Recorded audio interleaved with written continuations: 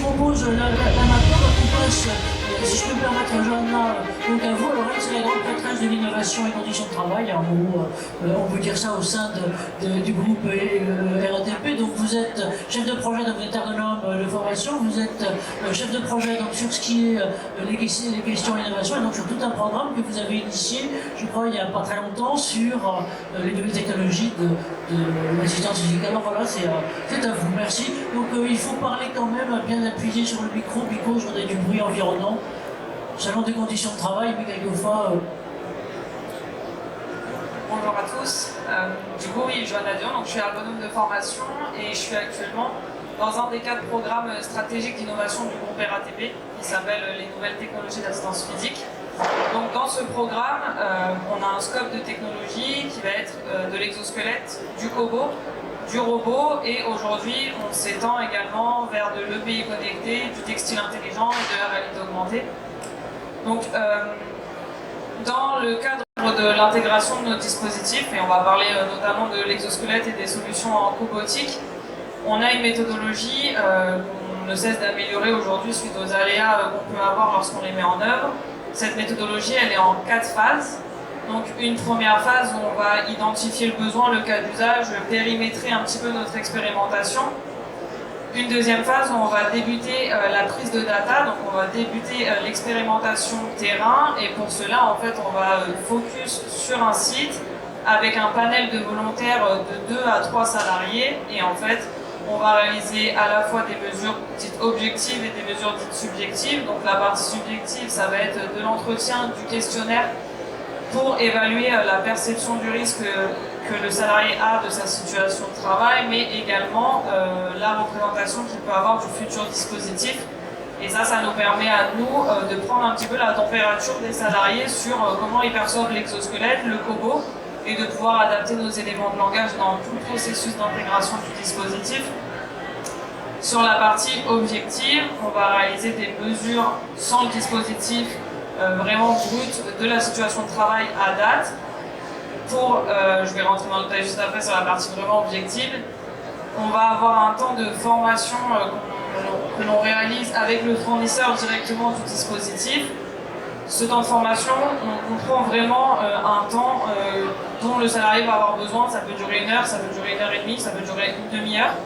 On a un temps en salle théorique où on vient casser les idées reçues sur le dispositif, et on vient faire un temps pratique où on va adapter les réglages, où on va venir réaliser un accompagnement pédagogique, c'est comme ça qu'on appelle nous en interne, pour vraiment aider le salarié à avoir des nouvelles stratégies opératoires.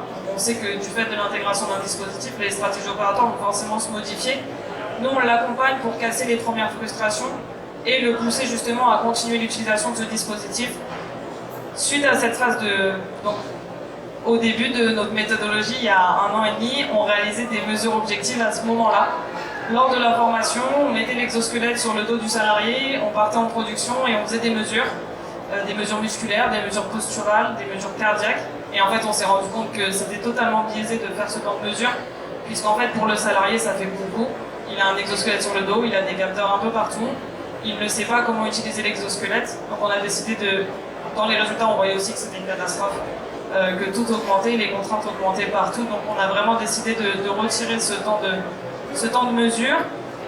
Pourquoi je vous dis ça? Parce que du coup, à la place de ce temps de mesure, on a mis en place une phase d'habituation. Cette phase d'habituation, c'est 3 semaines, 1 mois. Alors oui, je sais que ça peut paraître court, mais malheureusement, on a des enjeux et des exigences politiques qui font qu'on ne peut pas partir sur 6 mois d'habituation non plus. Nos expérimentations, au total, aujourd'hui, elles durent 1 an, 1 an et demi. C'est déjà énorme d'un point de vue politique. Donc, cette phase d'habituation, c'est 3 semaines, 1 mois, où on demande à l'utilisateur un usage progressif du dispositif, tout en gardant un ancien usage de sa production sans le dispositif, ce qui lui permet d'avoir encore des éléments de comparaison.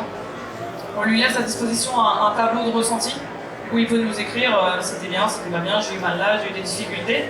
Et en fait, nous, ça nous permet de graduer l'évolution de son acceptation, de son appropriation du dispositif. À ce moment-là, on décroche du terrain et on le laisse un petit peu tout seul. On fait des passages pour vérifier que tout va bien. Et c'est vraiment un premier temps d'appropriation seul face au dispositif. Suite à cette phase, on revient et on fait des mesures objectives et subjectives, exactement les mêmes que l'on a fait en début de projet, Alors je vais nuancer exactement les mêmes. On essaye d'être dans les conditions les plus comparables possibles. Comme vous en doutez, après on est forcément biaisé à certains endroits du fait des aléas de production. On essaye d'avoir aussi, en toute transparence, c'est un coût. Aujourd'hui, il faut le démontrer, il faut le prouver. Aujourd'hui, nous, c'est très compliqué d'avoir des conditions vraiment idéales de comparaison. On a souvent énormément d'aléas qui viennent biaiser nos résultats, nos analyses. On a beaucoup d'interférences, donc on est dans le milieu ferroviaire. Il a été compliqué de trouver des capteurs compatibles avec notre environnement de travail du fait des ondes électromagnétiques.